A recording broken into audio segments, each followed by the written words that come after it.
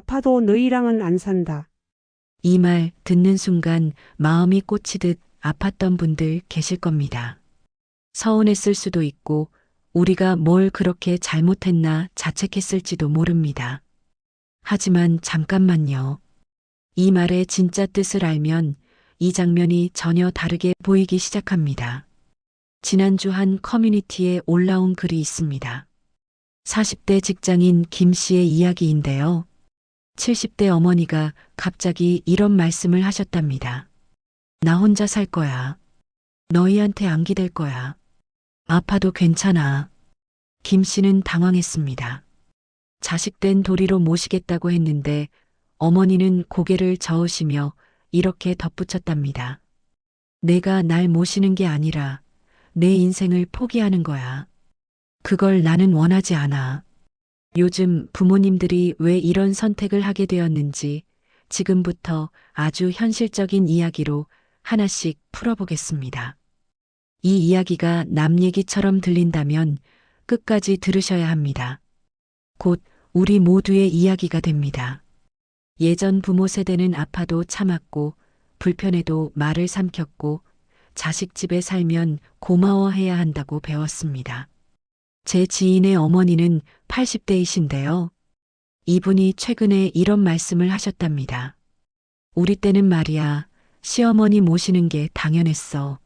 아침 5시에 일어나서 밥하고 빨래하고 손주들 학교 보내고 내 몸이 아파도 말 한마디 못했지. 그게 며느리의 도리라고 배웠으니까. 그런데 이 어머니가 딸에게 이렇게 말씀하셨답니다. 너는 그렇게 살지 마. 나는 너한테 그런 인생 물려주고 싶지 않아. 요즘 부모님들은 조용히 말합니다.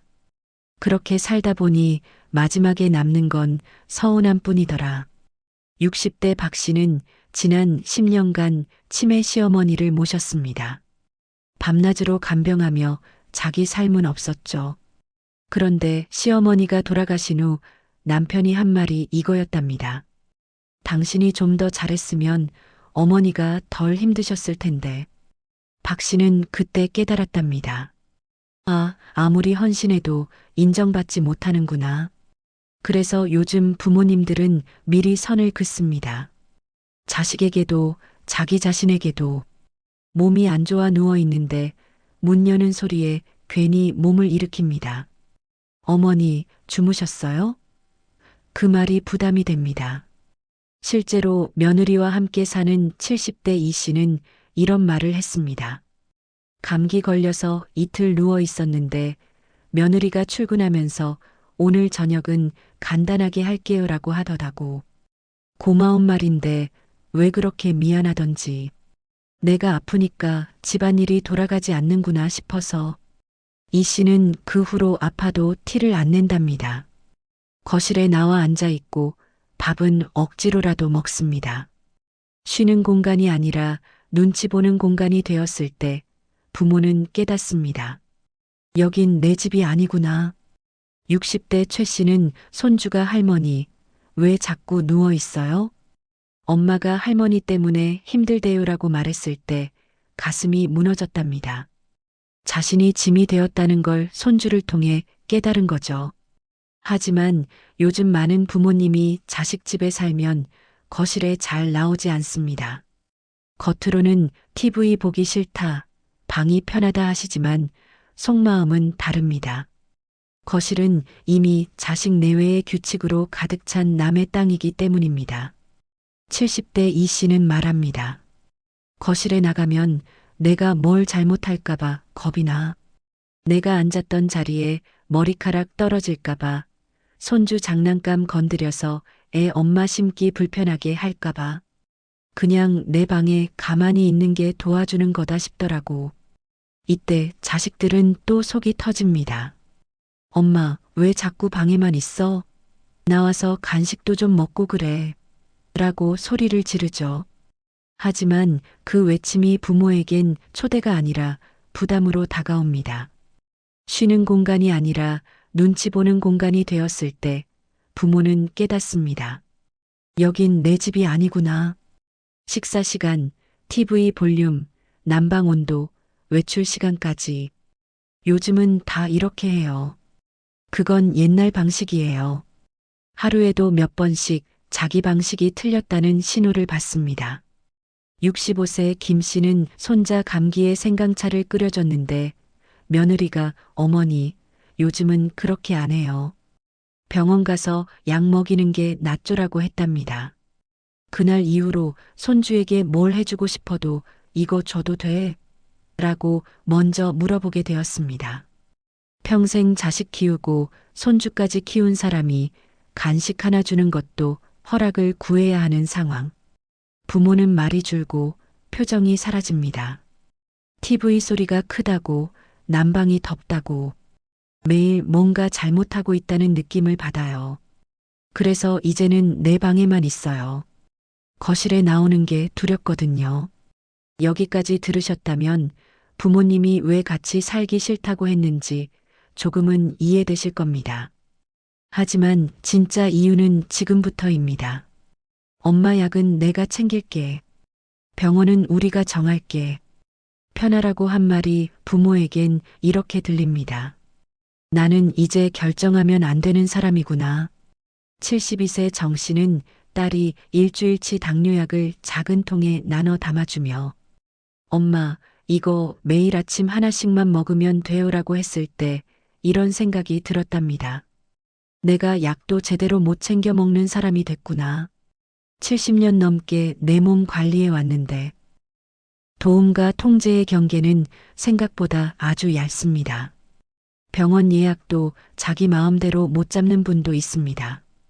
다음 주 화요일에 병원 가려는데 아들이 그날은 안 돼. 내가 회의 있어래요. 택시 타고 가면 되는데 혼자 가면 어떡해라고 하더라고요. 고마운데 왜 이렇게 답답한지. 손주에게 간식 하나 줘도 요즘 애들은 그렇게 먹이면 안 돼요. 부모는 손주 앞에서도 말을 아끼게 됩니다. 68세 한 씨는 손주에게 간식을 챙겨줬는데 며느리가 어머니, 아이가 요즘 살이 쪄서요. 간식은 제가 챙길게요라고 했습니다. 그 후로 손주가 할머니 배고파라고 해도 엄마한테 물어봐라고 할 수밖에 없답니다. 존재는 있지만 역할은 없는 사람. 그 공허함이 쌓입니다. 한 할머니는 손주 숙제를 가르쳐 줬는데 며느리가 어머니, 요즘은 이렇게 안 가르쳐요. 애만 헷갈려요라고 했을 때 깨달았답니다. 나는 이 집에서 도움이 되는 사람이 아니구나. 더욱 마음이 아픈 것은 이런 경우도 있었다고 합니다. 이번 달 병원비가 좀 나왔네. 그 말 한마디에 부모 마음속에는 이 문장이 남습니다. 내가 부담이구나. 실제로 75세 윤 씨는 무릎 수술을 받았는데 수술비가 200만 원 정도 나왔답니다. 아들이 카드로 긁으면서 한숨을 쉬었죠. 휴, 이번 달 카드값 좀 나오겠네. 그 한숨 소리. 윤 씨는 그게 너무 마음에 걸렸답니다. 아들은 그냥 무심코 한 말일 텐데 부모는 그걸 며칠이고 곱씹습니다. 내가 경제적으로 부담이 되는구나. 내 몸 하나 건사 못해서 자식한테 손 벌리는구나. 그래서 부모님들은 아프기 전에 말합니다.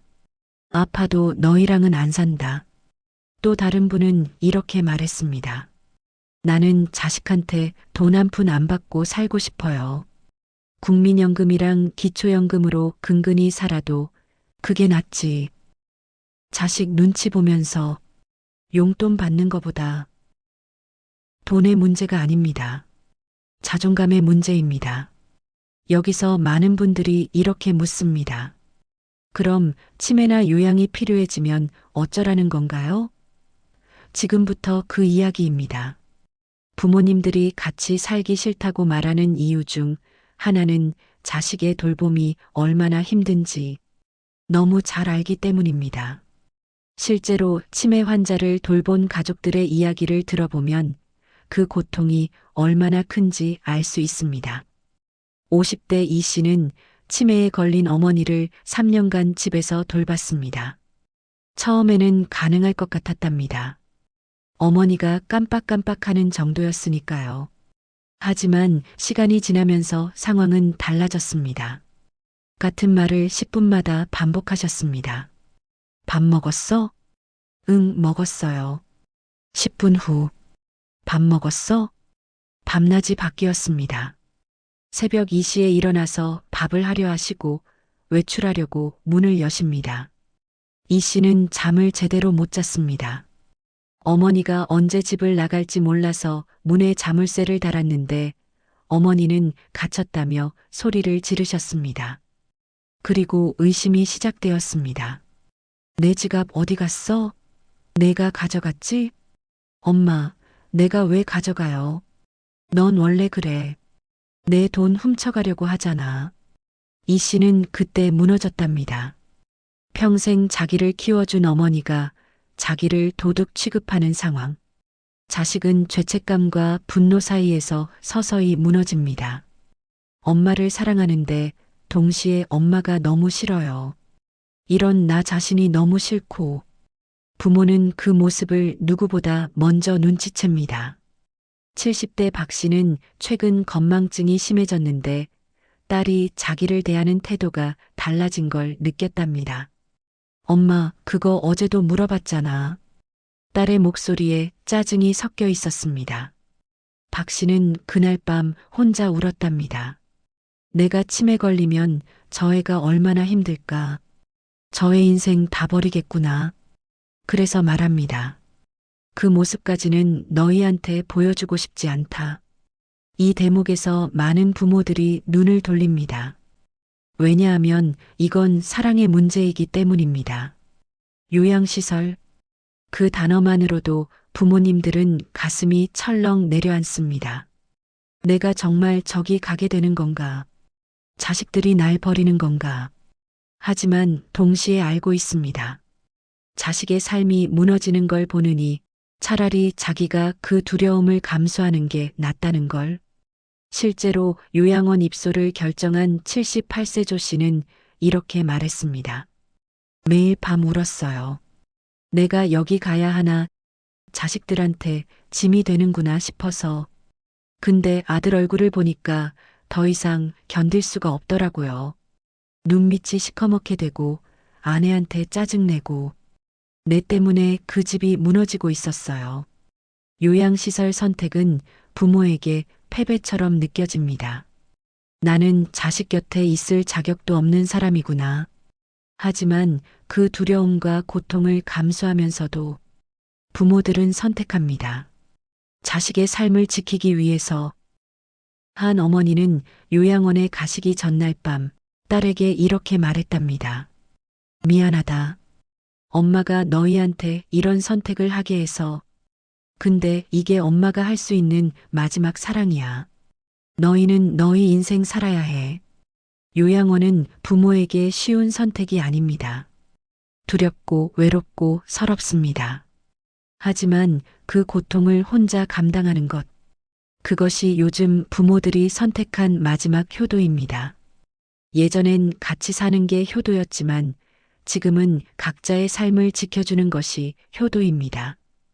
60대 한 어머니는 이렇게 말했습니다. 내가 원하는 효도는 내가 행복한 거야. 내가 하고 싶은 일하고 내 가족이랑 웃으면서 사는 거. 그게 나한테는 제일 큰 효도야. 결정권을 존중하고 죄책감으로 묵지 않고 필요할 때만 함께하는 것. 이게 요즘 부모들이 바라는 효도입니다. 70대 김 씨는 이런 이야기를 했습니다. 명절 때 자식들이 오면 좋지. 근데 억지로 올 필요는 없어. 바쁘면 전화라도 하고. 나는 내가 의무감으로 하는 거 원치 않아. 또 다른 분은 이렇게 말했습니다. 나는 자식한테 뭘 바라지 않아요. 그냥 가끔 얼굴 보고 건강하게 살면 그걸로 충분해요. 같이 살면서 서로 상처 주는 것보다 훨씬 나아요. 이제는 같이 사는 것만이 효도가 아닙니다. 부모님의 심리적 영토를 지켜드리는 것이 진짜 효도입니다. 무조건적인 합가보다 제가 복지고려 부모님이 요양원을 싫어하신다면 최대한 내 집에서 오래 머물 수 있는 방법을 함께 찾으세요. 방문 요양 서비스나 주간 보호센터처럼 부모님의 일상을 유지하면서도 자식의 부담을 더는 현실적인 타협안이 필요합니다. 거실을 공유하지 말고 권한을 공유하세요. 만약 같이 사신다면 나오세요라고 강요하기보다 부모님이 거실에서 확실하게 맡을 역할이나 공간을 하나 만들어 드리세요. 이 화분은 엄마가 전담해줘요. 이 시간엔 엄마가 좋아하는 프로 봐요처럼 그 공간의 주인이 되는 경험을 드려야 합니다. 죄책감이라는 밧줄을 푸세요. 부모님이 안 산다고 하실 때 우리가 부족해서 그러시나라고 자책하지 마세요. 부모님은 지금 당신의 행복을 보며 자신의 인생을 보상받고 계신 겁니다. 당신이 잘 사는 것, 그게 부모님에겐 가장 큰 독립 자금입니다. 부모님이 혼자 살겠다고 하면 대부분의 자식은 당황합니다. 그리고 설득하려 합니다. 엄마, 무슨 소리예요? 우리가 모실게요. 하지만 이 말은 부모님을 더 고립시킵니다. 대신 이렇게 말해보세요. 그렇게 생각하실 수 있겠어요. 엄마 생각 존중할게요. 그리고 천천히 대화를 이어가는 겁니다. 혹시 우리랑 같이 사는 게 불편하셨어요?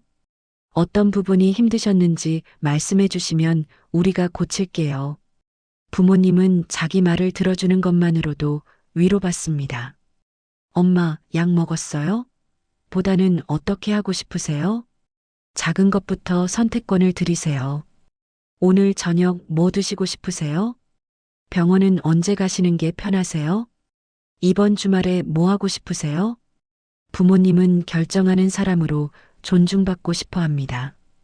요양, 돌봄 제도는 미리 이야기할수록 관계가 덜 아픕니다. 엄마, 나중에 돌봄이 필요하면 어떻게 하고 싶으세요? 치매 예방 프로그램 같이 다녀볼까요? 이런 대화를 미리 나누면 나중에 갑작스러운 상황이 와도 덜 당황합니다. 정약용은 말했습니다. 사람을 다스림에 앞서 그 마음을 먼저 헤아려야 한다. 부모도 자식도 헤아림이 필요했습니다. 부모는 자식의 삶을 헤아리고 자식은 부모의 마음을 헤아리는 것. 그게 진짜 효도이고 진짜 사랑입니다.